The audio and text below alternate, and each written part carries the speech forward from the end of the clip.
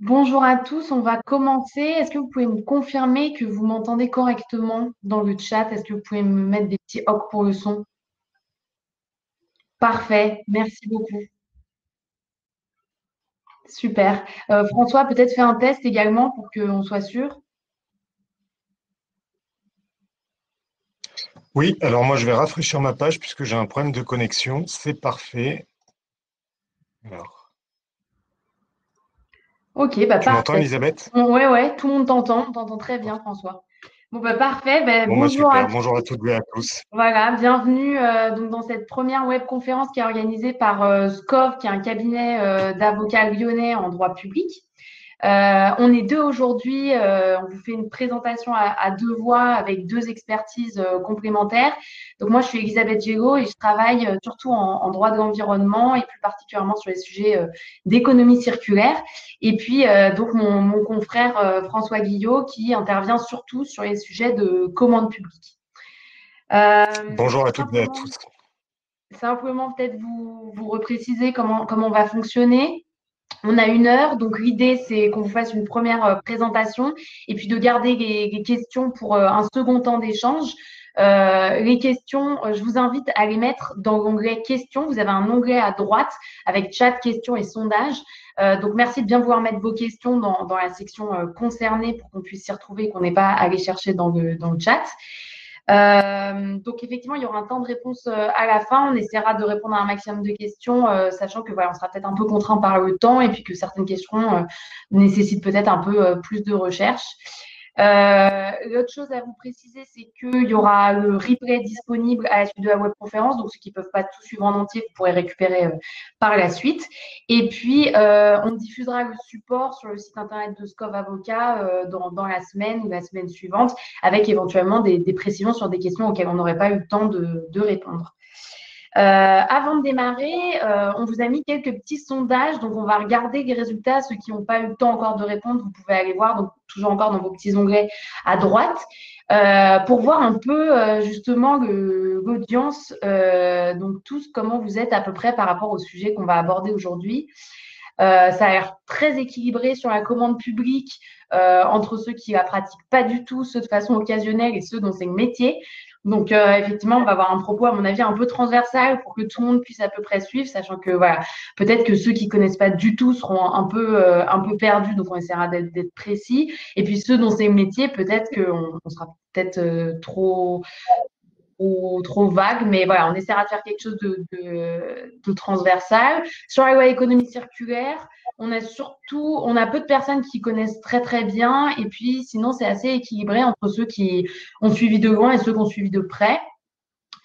Et ensuite, je vois qu'on a pas mal de personnes qui appartiennent à des catégories qu'on n'avait pas envisagées. Donc, n'hésitez pas à nous mettre dans le chat, du coup, où est-ce que à quel type de structure vous appartenez pour qu'on voit un petit peu qui est ce public. Voilà, bah, écoutez, on va pouvoir démarrer. Donc, moi, je me charge de vous faire une petite introduction. Alors, on va revenir rapidement sur la petite histoire de la relation entre commande publique et économie circulaire. Pour ceux justement qui ne seraient pas familiers de cette relation. Donc d'abord en abordant la question de la double contrainte. Ensuite, un petit rappel en 2015 de la reconnaissance de ce lien entre commande publique et économie circulaire. Et puis, ce qui nous intéresse surtout aujourd'hui, le rendez-vous manqué donc de cette année. La double contrainte. Alors, pour ceux qui ne sont pas familiers de cette notion, qui est une notion en psychologie, la double contrainte, c'est le fait d'être soumis à un moment donné à des pressions ou à des contraintes qui sont contradictoires et incompatibles. Moi, c'est un peu, depuis, ça fait 5 ans que je travaille un peu sur ce sujet, j'ai l'impression qu'on reste toujours dans cette espèce de paradigme où vous avez la contrainte droit de la commande publique d'un côté, avec les principes de liberté d'accès à la commande publique ou encore celui d'égalité de traitement des candidats. Et puis, de l'autre côté, vous avez l'exigence de l'économie circulaire ou l'objectif de l'économie circulaire, ça dépend comment vous vous positionnez. Et là, pour le coup, on est complètement en contradiction avec ce que nous impose le droit de la commande publique, où souvent on a des spécifications techniques qui vont être très excluantes. On a peu de référentiels communs, donc notamment ce fameux critère de l'analyse du cycle de vie, qui est un peu le critère phare et idéal de l'économie circulaire, où on a peu de référentiels communs pour l'instant. Ou encore, vous avez l'enjeu de la proximité géographique. Donc, quand on veut faire de l'économie circulaire, pour mémoire, qui est un modèle économique, on va essayer sur un même territoire d'avoir très peu de déchets et de faire de ces déchets des ressources. Forcément, on va essayer de privilégier le critère local. Donc là encore, comme on le sait, c'est quelque chose qui est compliqué à manœuvrer sans être discriminatoire en droit de la commande publique. Donc, on a ce fameux paradigme de droit de la commande publique, économie circulaire, double contrainte. En 2015, on a une première reconnaissance de cette relation en se disant oui, il faut que la commande publique devienne circulaire ou en tout cas amorce une transition vers l'économie circulaire. Donc, c'est dans le cadre de la loi relative à la transition énergétique pour la croissance verte d'août 2015. Il y a eu beaucoup de choses dans cette loi. Il y a notamment eu pour la première fois une tentative de définition de l'économie circulaire dans le Code de l'environnement qui nous sert à rien et qui est ultra capillotractée. Enfin, je ne vous conseille pas de vous référer à cette définition de l'économie circulaire parce que vraiment, elle n'apporte pas grand-chose et on ne comprend rien. Mais ce qui est intéressant, c'est qu'on a quand même dans le Code de l'environnement l'introduction de la notion de commande publique durable et qui, d'après les textes, doit être mise au service de la transition vers l'économie circulaire. Voilà, donc c'est une première reconnaissance quand même et qui a vocation à justement inciter tous les acteurs soumis au Code de la commande publique à amorcer cette fameuse transition. Mais le problème, c'est que ce texte ne fait peser aucune obligation précise sur personne. C'est pas opposable aux personnes publiques ou aux acheteurs publics. Et ça n'a pas, si vous voulez, ça n'a pas eu d'écho dans le Code de la commande publique. Ensuite, on a eu donc une deuxième tentative pour faire rentrer la commande publique dans l'économie circulaire, c'est qu'on a créé une section performance environnementale dans la commande publique dans le Code de l'environnement. En revanche, ça ne contient pas de dispositions très contraignantes et très spécifiques. On va avoir, par exemple, pas d'obligation en matière de services ou de travaux. Voilà, donc on en est là en 2015, mais avec quand même cette vraie volonté d'avancer sur le sujet. Et donc en 2020, bien sûr, tout le monde dans les starting blocks. Et en revanche, là pour le coup, c'est l'échec. Enfin, c'est notre analyse en tout cas. Beaucoup de personnes ont été très déçues. D'abord, dans cette loi relative à l'économie circulaire, il n'y a rien dans le projet initial du gouvernement sur la commande publique. Donc déjà, ça, c'est un sujet qui a été complètement laissé de côté. Heureusement, bien sûr, la représentation nationale, donc les députés et les sénateurs vont essayer d'introduire des dispositions, la plupart dans le cadre de la commission de l'Assemblée nationale. À chaque fois, on retrouve les mêmes rappels, les mêmes constats. Ça fait quand même plus de 5 ans qu'on est d'accord, il y a une unanimité sur le sujet. La commande publique représente 10% du PIB et la commande publique doit montrer exemple et être moteur d'une politique d'achat plus vertueuse. Donc, si vous voulez, sur le constat, on est tous d'accord, il n'y a pas de sujet. En revanche, sur les moyens d'y arriver, ça reste quelque chose d'un peu expérimental où on tâtonne parce qu'on a peur aussi de l'inconstitutionnalité et puis de la compliance avec le Code de la commande publique. Et donc, le résultat final, c'est qu'on va avoir quelques dispositions qui sont adoptées, mais une construction qui est clairement désordonnée. C'est ce que vous allez voir au fur et à mesure de notre présentation des différentes dispositions qui sont applicables. C'est un peu le folklore et c'est un peu le chaos. Il y a des choses pas qui se contredisent, mais en tout cas, ça manque d'harmonie et on a un résultat qui est décevant et pas si facile à analyser. Voilà, donc en tout cas, pas de grande révolution pour la commande publique circulaire. Ce qu'on va vous présenter, donc effectivement, comme c'est un espèce de gobi-buga, on a essayé il y a plusieurs clés de lecture pour essayer de vous présenter les choses de manière cohérente. Soit on peut vous les faire en fonction de celles qui sont applicables depuis l'adoption de la loi et puis celles qui ont un champ d'application différé en 2021. Bref, là, on a choisi de vous le faire un peu par thème aussi pour qu'on commence par ce qui intéresse un maximum de personnes, donc les dispositions qui sont un peu générales et qui sont susceptibles de concerner plusieurs marchés. Et puis, dans un deuxième temps, on abordera les dispositions plus spécifiques qui visent des marchés très ciblés, où pour le coup, là, on va vraiment chercher certains marchés en général, enfin en particulier justement. Donc les dispositions générales, vous allez voir, il y a tout ce qui est construction. Ensuite, il y aura tout ce qui est plutôt fourniture, pour résumer. Et puis sur les dispositions plus spécifiques, il y a tout ce qui concerne les constructions temporaires, puis les logiciels et enfin les pneumatiques. Donc là, on est vraiment, comme je disais, sur quelque chose de très précis. La première disposition qu'on va commenter, c'est celle qui vise les marchés qui sont liés aux opérations de construction et de rénovation. Et c'est une disposition qui tente d'instaurer le recours systématique à des matériaux de réemploi, ou en tout cas un recours plus présent ou plus généralisé que ce qu'il est pour l'instant. Alors, cette disposition, c'est la suivante. Donc, c'est le fameux article qui avait été introduit en 2015, qui était le L228-4. Et c'était la fameuse, que je vous disais, une section dans le Code de l'environnement sur la performance environnementale de la commande publique. Donc, qu'est-ce que ça prévoit? Ça prévoit désormais que la commande publique dans le domaine de la construction ou de la rénovation de bâtiments doit prendre en compte les exigences de lutte contre les émissions de gaz à effet de serre et de stockage de carbone, mais surtout qu'elle doit veiller au recours à des matériaux de réemploi ou issus des ressources renouvelables. Ce qu'il faut bien comprendre, c'est que, en fait, si vous voulez, en 2015, il y a eu la création de cet article avec le premier alinéa que vous voyez en plus petit sur le support. Ensuite, au fur et à mesure, certaines lois, notamment qui concernent les personnes publiques, on a amendé déjà cet article pour rajouter des obligations justement sur les marchés de travaux ou qui sont liés aux opérations de construction. Et donc, qu'est-ce qu'elle change, cette loi économie circulaire? C'est simplement ce petit bout que vous voyez là signé en orange, ça concerne les matériaux de réemploi et donc le fait de veiller au recours à ces matériaux de réemploi et plus seulement aux matériaux qui sont issus des ressources renouvelables. L'objectif de l'amendement, si vous voulez, quand il est intervenu, il y avait déjà des dispositions que François va vous présenter ensuite qui essayent d'instaurer plus de réemploi dans les marchés de fourniture. L'objectif de cet amendement, c'est de dire attention, il ne faut pas oublier le réemploi dans tout ce qui est opération de construction ou de rénovation. Donc l'objectif, c'était ça, sachant que ceux qui connaissent un peu la problématique, le réemploi des matériaux de construction ou des équipements, ça, il y a beaucoup plus de contraintes, beaucoup plus d'enjeux que simplement en matière de fourniture.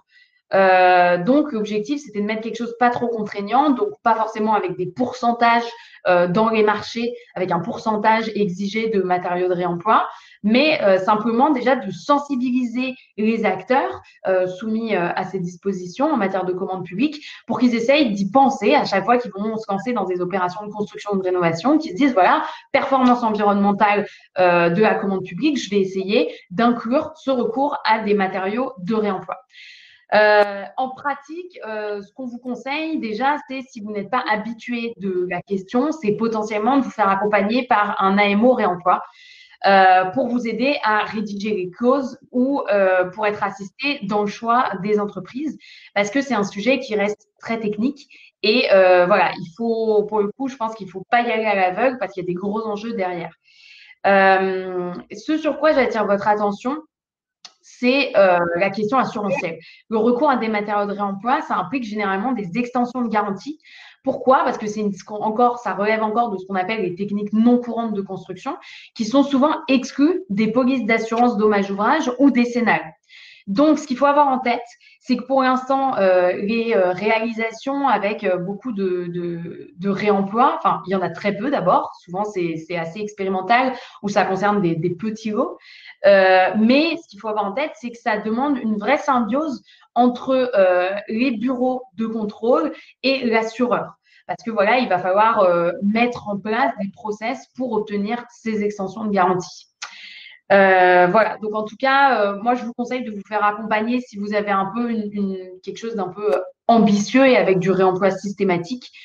L'autre point sur lequel on attire votre attention, c'est qu'il peut y avoir besoin d'un permis d'expérimenter. Donc, il y a un dispositif qui a été introduit par la loi ESSOC Je ne vais pas détailler, mais en tout cas, pour certains types de matériaux ou un certain degré de réemploi, il peut être nécessaire d'obtenir cette autorisation qui est complémentaire et qui permet en fait de déroger à certaines règles du code de la construction quand on vous impose le recours à des matériaux neufs, donc certifiés ou avec des marquages CE, etc.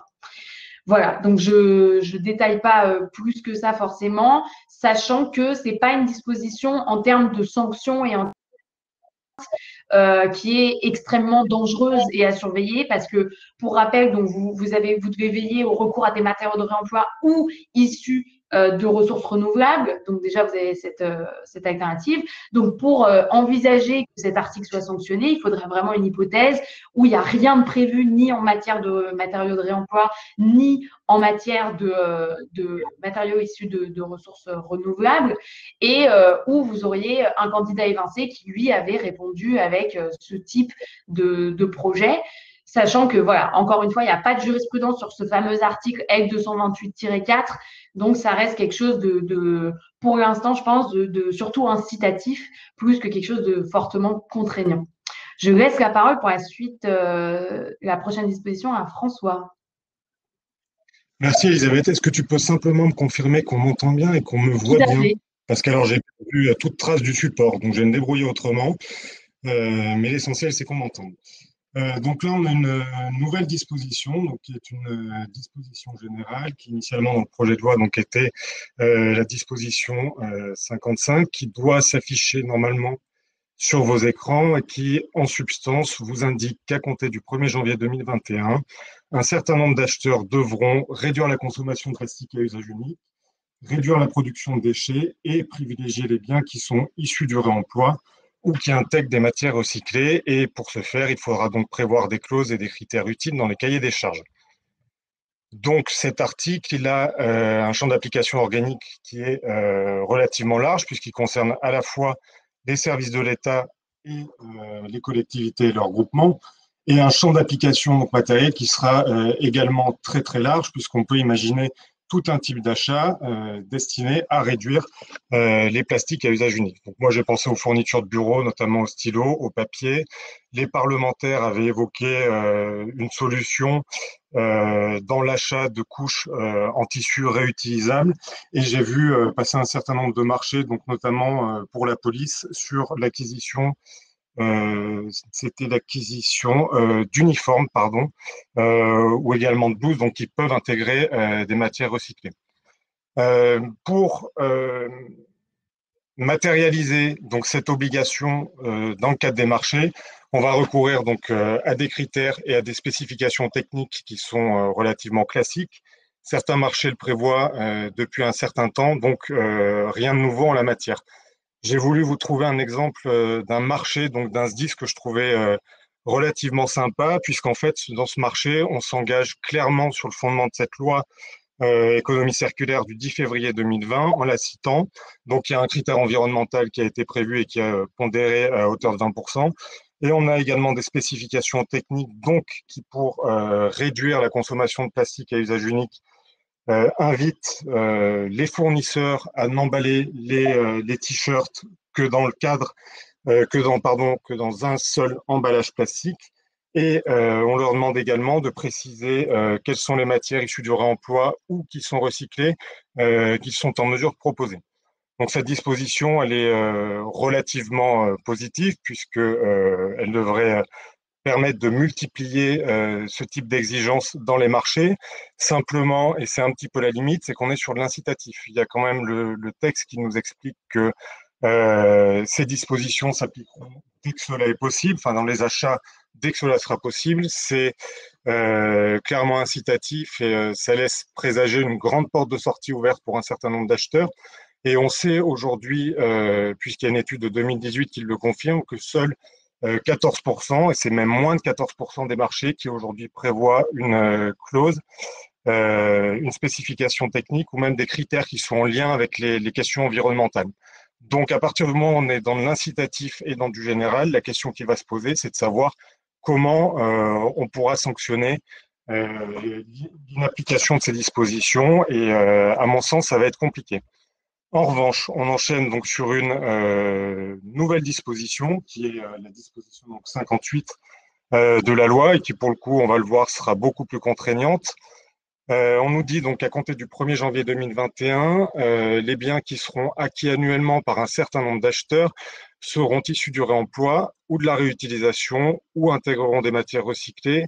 Et ces matières recyclées issues de la réutilisation ou du réemploi devront concerner des proportions qui iront de 20 à 100% en fonction du type de produit. Je reviendrai sur les exceptions donc, qui sont mentionnées dans le 2 de cet article. Et dans le 3, donc, on nous précise que c'est un décret en Conseil d'État donc, qui fixera la liste de ces produits concernés et qui fixera les taux pour chaque type de produit. Donc, d'un point de vue organique, là encore, on a un champ d'application qui est relativement large puisqu'il concernera les services de l'État, les collectivités et leurs groupements. Sur la question de l'application matérielle, on est sur des dispositions qui sont, enfin, sur une disposition, pardon, qui est beaucoup plus précise que la précédente. Donc, il faudra attendre la liste à venir par décret. Mais initialement, donc dans le projet de loi, il était prévu d'intégrer déjà un certain type de produit et un certain taux, et notamment les téléphones donc à hauteur de 20%, les biens d'ameublement également à hauteur de 20%, et on avait même envisagé les pneus rechappés à hauteur de 30%. Alors je ne l'ai pas surligné parce que finalement, ça fait l'objet d'une disposition à part entière sur laquelle je reviendrai ultérieurement. Donc, on va attendre de voir ce que nous dit le décret qui fixera cette liste de produits. Simplement, ce que l'on sait, et là encore, ça a été ajouté par amendement, on appréciera donc ce type d'achat sur une période globale, c'est-à-dire sur une période annuelle. Donc, on vous a fait un petit schéma. Donc, il faut imaginer que, que le graphique représente 100% des achats de téléphone sur une année. Et donc, dans ces 100%, il faudra intégrer soit 20% de téléphones issus de la réutilisation, soit 20% de téléphones intégrant des matières recyclées, soit 20% des téléphones issus du réemploi. Donc, je vous le disais tout à l'heure, on a un deuxième point dans cet article donc, qui prévoit un certain nombre d'exceptions. On en a deux. La première, donc, qui sera liée aux contraintes opérationnelles en matière de défense nationale. Donc, lorsqu'on lit les débats parlementaires, on comprend qu'il s'agit des conditions de résistance particulières, puisque apparemment des études démontreraient que certains matériaux issus du réemploi ou certaines matières recyclées, finalement, ne résisteraient pas comme le neuf dans de rudes conditions. Et il y a une deuxième exception donc, qui est plus générale, qui est relative donc, aux contraintes techniques significatives qui sont liées à la commande publique. Ça sera concrètement donc, la conformité des produits qui seront achetés au cahier des charges qui sera fixé par les personnes publiques. Ce sera la question du volume de commande. Est-ce qu'on sera capable de répondre avec simplement des matériaux de réemploi aux besoins global qui sera avancé par le pouvoir adjudicateur. Donc, cette deuxième exception, pardon, elle est beaucoup plus large et il ne faudrait pas que cette exception, en fait, vide tout le principe de sa substance. Donc, l'idée, ça sera quand même à terme que les pouvoirs adjudicateurs s'adaptent, adaptent leur cahier des charges. Voilà, donc on verra dans l'avenir comment cette disposition sera appliquée. Donc, c'était la deuxième disposition générale. Je vous disais tout à l'heure que cette disposition, elle sera beaucoup plus contraignante que la première et on s'en rendra compte donc notamment au stade de l'analyse des offres, puisque un certain nombre d'offres seront nécessairement, en tout cas devront l'être, déclarées irrégulières à partir du moment où elles ne respecteront pas la législation en vigueur et précisément cette disposition. Si demain on lance un marché sur l'acquisition de téléphones portables et que, par exemple, une offre présente 100% de téléphones neufs ou que cette offre intègre un taux, par exemple, de matière recyclée qui est inférieur à ce qui est prévu par décret, et pour les téléphones, visiblement, ça sera 20%, cette offre devra être déclarée irrégulière, étant ici rappelé donc, que l'achat s'appréciera sur une année globale. Voilà pour ce que je pouvais vous dire donc sur ces dispositions générales. Elisabeth, de mémoire, on a prévu un petit sondage puisqu'on est arrivé à Tout mi-parcours. à fait. Alors, je vais vous mettre en ligne un petit sondage, encore une fois, simplement pour voir pour l'instant, est-ce que ce qu'on vous a dit, ça vous a appris quelque chose ou pas du tout, ou est-ce que c'était pas clair? Donc, dans votre petit onglet sondage, Voilà, vous avez les explications portées à ma connaissance sont inutiles, plutôt utiles, très utiles, etc. Bon, j'ai l'impression qu'en tout cas, c'est quand même plutôt utile ou très utile. Donc, c'est bon, on n'est pas en train de complètement vous perdre ou vous endormir. C'est quand même déjà pas mal. Euh, alors, donc François, je te laisse aussi, celle-ci, elle est pour toi. Je te renvoie la balle sur les constructions. Oui, merci. Donc oui, donc là on enchaîne donc avec les dispositions qui sont plus spécifiques et une nouvelle disposition donc, qui est intégrée directement dans le Code de la commande publique à l'article L2172-5. Donc la disposition doit s'afficher sur vos écrans et on nous indique donc en substance que lorsque les acheteurs acquièrent des constructions temporaires, ils ne peuvent désormais plus exclure donc les constructions temporaires qui ont fait l'objet d'un reconditionnement pour réemploi sous réserve que leur niveau de qualité et de sécurité soit égaux à ceux des constructions neuves du même type. Et ensuite, on nous dit que lors de ces achats, il faudra tenir compte des incidences énergétiques et environnementales de la construction sur toute sa durée de vie. Donc là, on a un champ d'application organique, pardon, qui est extrêmement large, encore une fois, puisque ça concerne tous les acheteurs.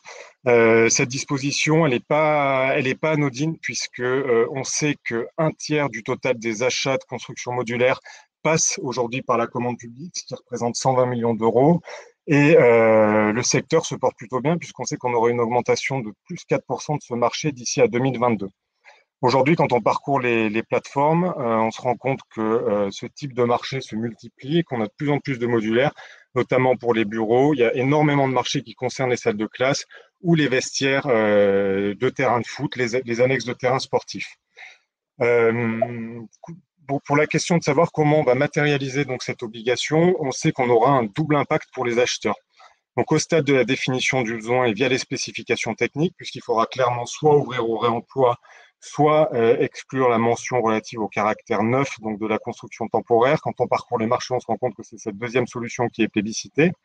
Et au stade de l'analyse des offres, puisque toutes les offres qui proposeront des matières issues du réemploi ne pourront plus être rejetées comme étant irrégulières. Donc cet article devrait quand même avoir un impact important en la matière.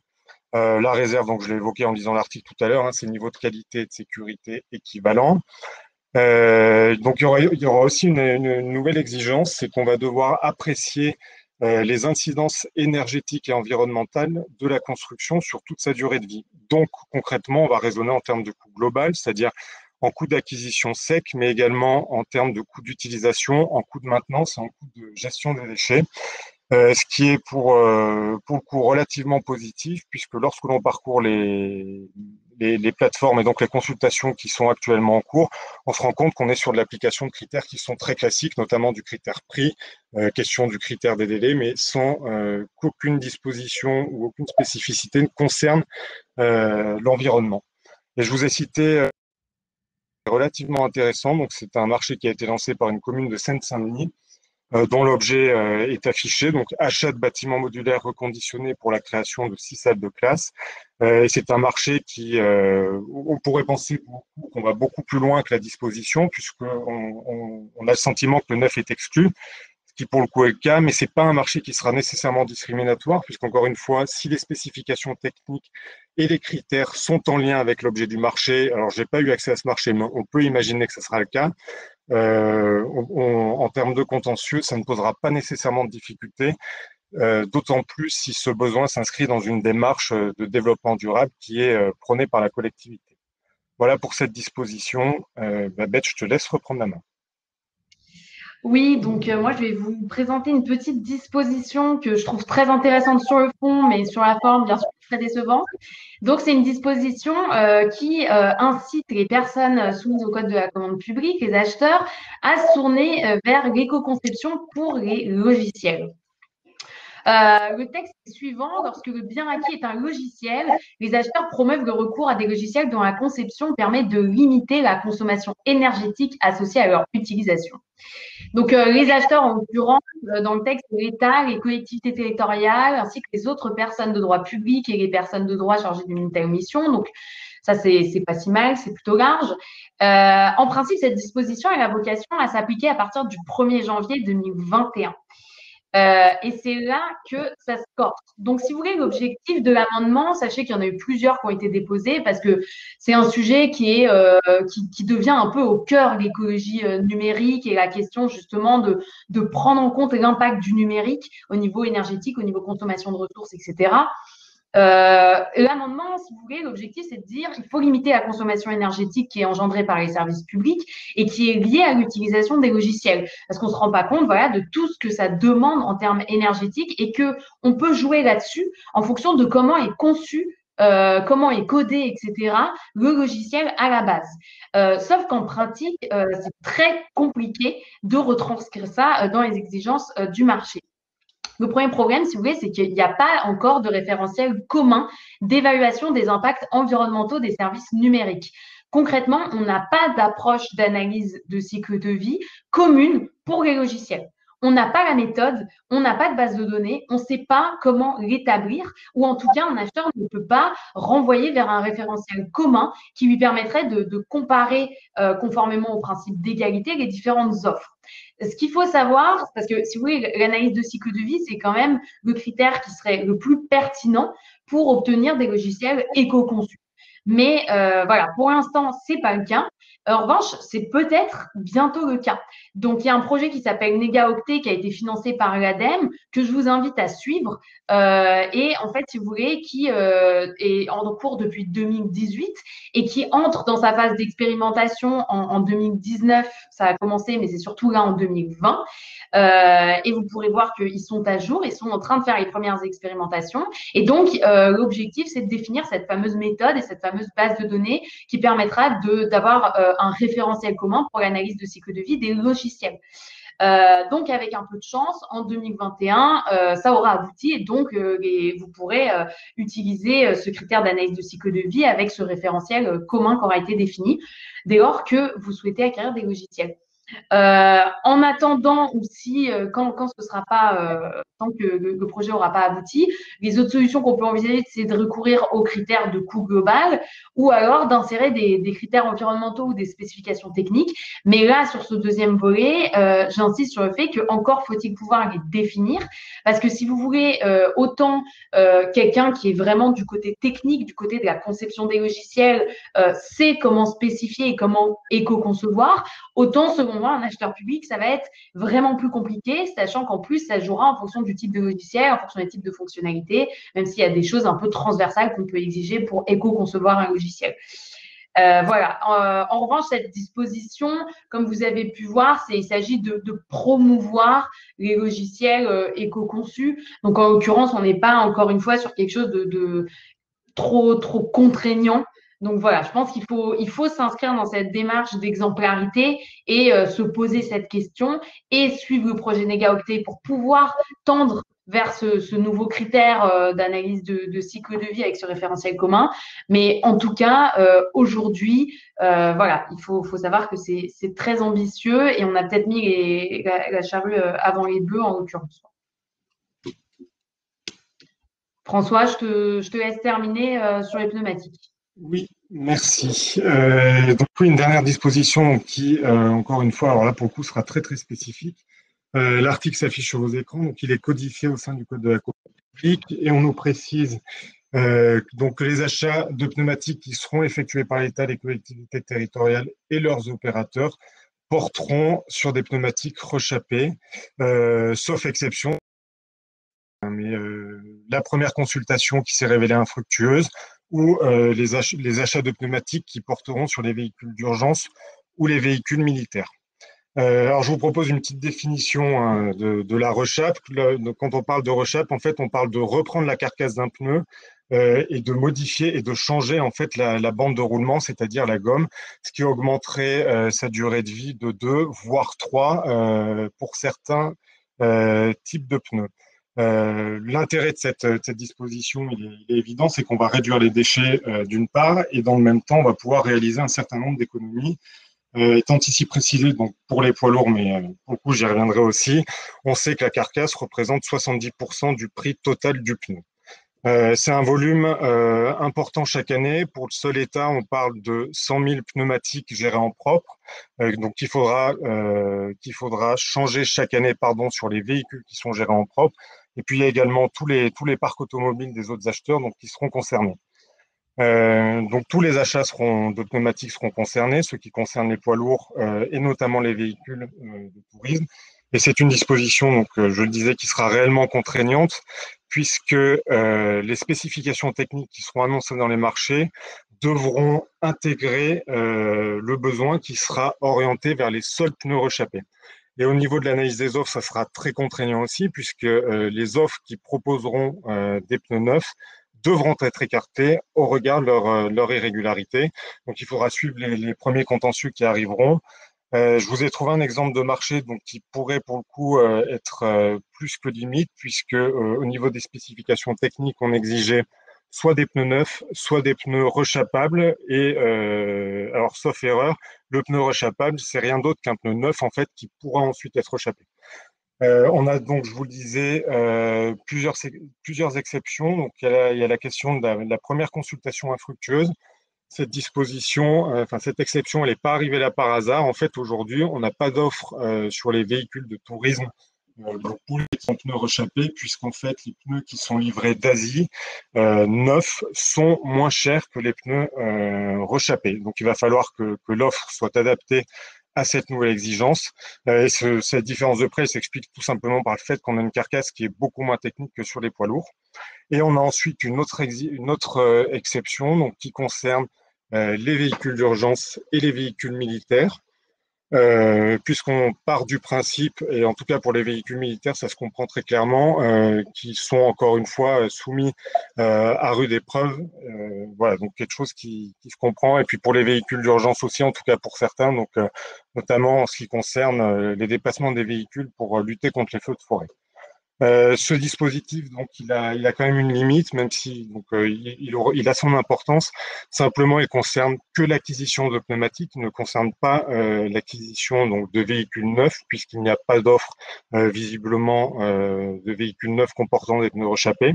Et il ne s'applique pas non plus pour la location longue durée, puisque d'une part, la location, c'est de la location, c'est pas de l'achat, et qu'en général, les locations longue durée donc, portent également sur des véhicules neufs qui ne comportent donc pas de pneus rechappés. Voilà sur ce que je pouvais vous dire donc, sur cette disposition. Il doit rester un dernier sondage. Oui, je vais vous mettre le petit dernier en ligne, encore une fois, pour voir si vous avez quand même appris des choses et si le propos était suffisamment clair. Voilà, donc le petit mot de la fin, comme vous pouvez voir, c'est un peu éparse. Ça manque de quelque chose de global. On n'est pas sur une refonte du code de la commande publique à l'aune de l'économie circulaire, très très loin de là. Après, voilà, c'est un peu la stratégie des petits pas. Ceux qui travaillent sur le sujet d'économie circulaire, je suis sûre, sont relativement déçus parce que c'est vrai que, bon, en 5 ans, on se dit qu'on aurait pu quand même aller beaucoup plus loin vu la reconnaissance qu'on avait eue en 2015. Mais faut espérer voilà qu'il y aura un peu de sanctions jurisprudentielles déjà pour faire avancer et pour rendre plus contraignants ces articles. Et puis il faudra qu'il y ait de toute façon voilà un accompagnement technique sur certaines problématiques qui, à mon avis, de toute façon prendront du temps, comme le réemploi dans la construction. Voilà, il faut qu'il y ait de toute façon d'autres codes qui soient aussi harmonisés pour permettre cette évolution. On va essayer de prendre quelques questions du coup vu qu'il nous reste un petit quart d'heure. Alors, je vais répondre à une question, par exemple, toute simple. Est-il prévu de nous transmettre le PowerPoint? Oui, évidemment. Comme je vous disais, on le mettra en ligne sur le site internet de SCOV, donc cette semaine ou la semaine suivante. Donc, évidemment, vous y aurez accès. Et puis, vous aurez accès au replay dès la prochaine heure, je pense. Donc, vous pourrez le partager aussi avec les personnes qui n'ont pas pu assister. Est-ce que François, tu as accès aux questions ou pas pour que tu Oui, puisses répondre aux questions qui te concernent potentiellement? oui, oui, c'est tout bon. Je peux peut-être répondre déjà à une question qui concernait plutôt ma disposition sur la base de données sur les entreprises spécialisées dans l'AMO réemploi. Non, il n'y a pas de base de données à ma connaissance. En revanche, il y a déjà un gros réseau sur cette filière qui est constitué. Déjà, vous avez des acteurs au niveau territorial qui sont très bien. Si vous voulez, ça dépend aussi souvent, c'est des acteurs qui sont positionnés localement. Donc, si vous tapez AMO Réemploi, par exemple, Alsace, je pense que vous tomberez sur certains acteurs ou région PACA, vous tomberez sur d'autres acteurs, etc. Vous pouvez peut-être aussi simplement interroger il y a le site Matériaux Réemploi qui répertorie les acteurs de la filière justement sur la question du réemploi des matériaux et donc potentiellement avec beaucoup d'acteurs qui font déjà ce type d'accompagnement dans le cadre des marchés. Donc, je vous conseille voilà, d'aller visiter cette première base de données. Et puis, vous avez des groupes de veille qui sont liés à ce site Matériaux Réemploi auquel vous pouvez participer, que ce soit sur Facebook ou sur LinkedIn. Et par exemple, justement, lancer un premier AMI pour prendre attache avec différents AMO Réemploi et puis voir un peu comment ils travaillent et ce que vous pouvez demander. Moi, j'ai une question. Quel est l'article concernant l'introduction des volumes de réemploi dans les téléphones, etc. Merci. C'est le décret qui fixera donc les produits concernés et le pourcentage qui leur sera applicable. L'exemple des téléphones, donc à hauteur de 20%, il est tiré donc des débats parlementaires en fait et de la première rédaction de cet article 58 qui avait été envisagé. En fait, initialement, on devait fixer ces pourcentages et les types de produits dans le cadre de l'article 55 que j'ai commenté tout à l'heure. On l'a finalement basculé dans le cadre de cet article 58 et finalement, la dernière version donc, qui a été retenue, c'est une version qui fera peser donc cette nécessité donc de prévoir les produits et le taux de réemploi sur le décret. Donc il n'y a pas d'article pour le moment qui vous précisera que les téléphones donc, sont concernés à hauteur de 20%. C'est issu des débats parlementaires. Moi, je peux prendre la question portée aussi sur le sujet du réemploi des matériaux. Il y avait la question, savez-vous si les assurances réfléchissent à intégrer le réemploi dans les techniques courantes de construction? Alors, ce qui se passe, si vous voulez, c'est que pour être une technique courante de construction, il faut être éprouvé techniquement. Donc, il faut qu'il y ait eu des normes techniques, professionnelles et des documents qui, justement, permettent de certifier ces techniques. Et là, on est très, très loin pour l'instant de ça parce que, si vous voulez, le réemploi, c'est une technique différente en fonction des types de matériaux. Donc, le problème, c'est que qu'on soit sur du gros œuvre ou du second œuvre, ou etc., même plus précisément en fonction des typologies de matériaux, on va avoir des techniques courantes et des contraintes techniques, surtout qu'il faudra réglementer ou en tout cas encadrer. Et ça nécessite d'avoir beaucoup de retours d'expérience, ce qui pour l'instant n'est pas le cas. Comme je disais, ça reste trop expérimental. Donc, pour l'instant, non. Les assurances, elles sont plutôt l'évolution vers laquelle elles s'orientent. C'est plutôt justement de prévoir des extensions de garantie pour le réemploi et des extensions parfois qui nécessitent pas de surprime. Et puis, vous avez aussi d'autres assurances, notamment, je sais que c'est le cas pour les assurances des architectes, qui décident de se détourner de la notion de technique courante pour permettre d'inclure le réemploi dans ce qui est couvert. Donc, la stratégie, c'est plutôt ça, plutôt que de se diriger vers le réemploi devient une technique courante, où vraiment, pour l'instant, techniquement, c'est pas mûr. Voilà.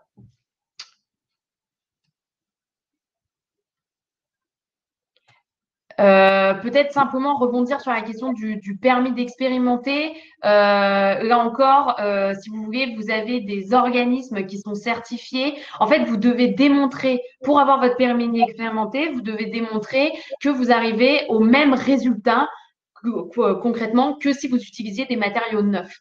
Donc pour ça, vous avez des bureaux de contrôle qui vont intervenir.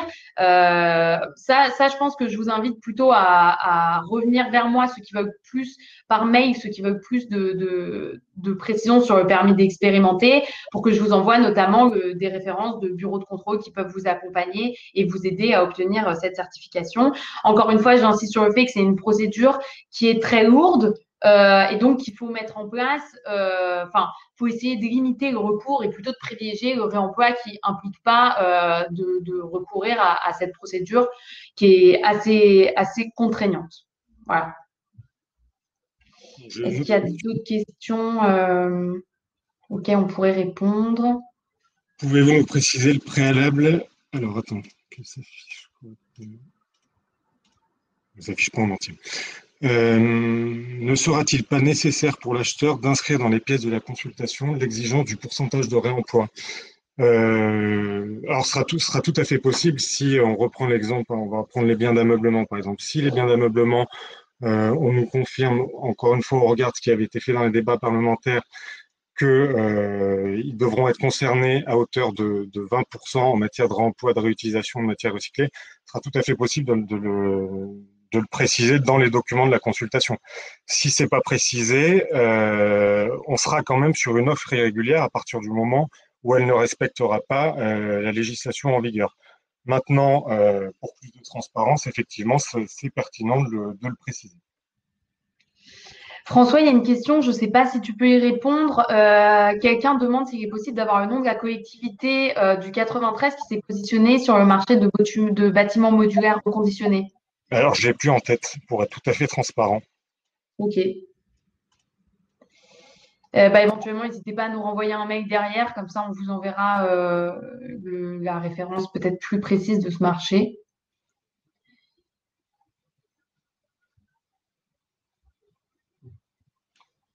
Est-ce que, écoutez, je pense qu'on a un peu fait le tour des questions.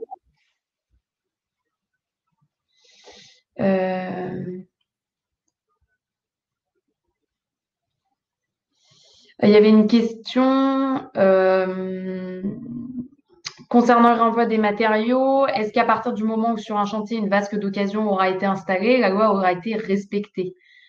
Je ne sais pas comment répondre à cette question. Si vous voulez, encore une fois, je pense que ce n'est pas l'esprit vraiment du texte.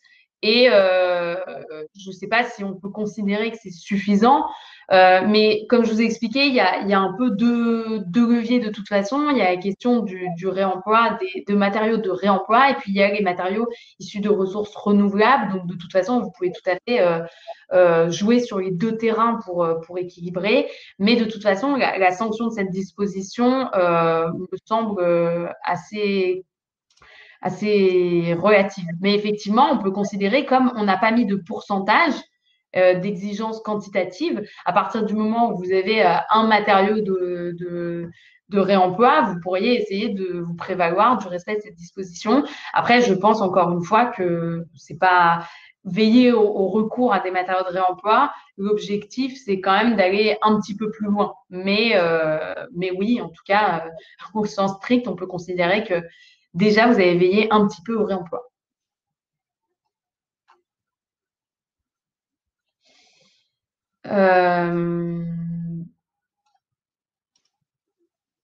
Il y avait une question, y a-t-il des financements, des subventions qui encouragent ce type d'achat? Je ne sais pas si tu as une idée, François, là-dessus ou pas du tout. Non, là, tout de suite, non. Sachant que je pense que le type d'achat, je ne sais pas si vous faites référence à justement tous ceux qui sont issus, qui contiennent des matières recyclées ou alors qui sont issus du réemploi. A priori, pour l'instant, voilà, il n'y a pas de mécanisme de subvention à notre connaissance qui a été mis en place. Il y a une autre question qui vient d'arriver. Est-ce que l'achat de matériel avec un pourcentage de réemploi pourrait être étendu au parc informatique?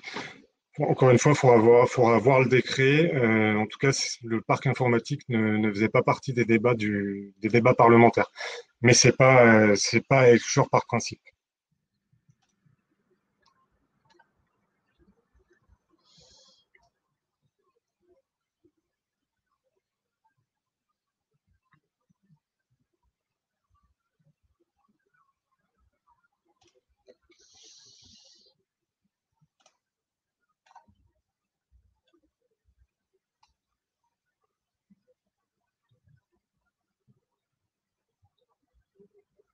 Je pense qu'on a à peu près balayé les principales questions.